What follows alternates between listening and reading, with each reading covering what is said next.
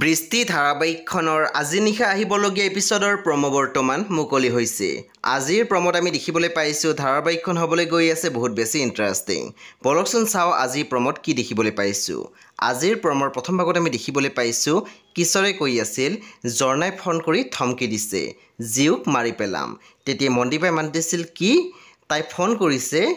তাৰপিছত আমি প্ৰম'ত দেখিবলৈ পাইছোঁ সমীৰে মাকক কৈ আছিল মই নিজে কি পাহৰি গৈছিলোঁ মা, আনৰ সাহসত জীয়াই থকাৰ অভ্যাস হৈ গৈছিল যে তাৰে ৰিজাল্ট পাইছোঁ। তেতিয়া আমি দেখিবলৈ পাইছোঁ মাকে মাত দিছিল কি হৈছে মই একো বুজিবই পৰা নাই।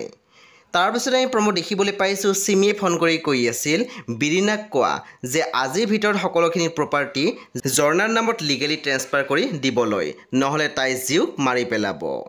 সেই বন্ধু বান্ধৱীসকল আজি নিশা 8 বজাত ৰং টিভিত আহিবলগীয়া বৃষ্টি ধাৰাবাহিকখন খুবেই বেছি ইণ্টাৰেষ্টিং হ'বলৈ গৈ আছে। সেয়ে আপোনালোকে চাবলৈ একেবাৰে নাপাহৰিব।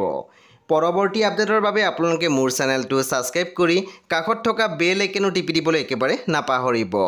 আৰু প্লিজ আপোনালোকে মোৰ ভিডিঅ' এটা লাইক কৰি দিব।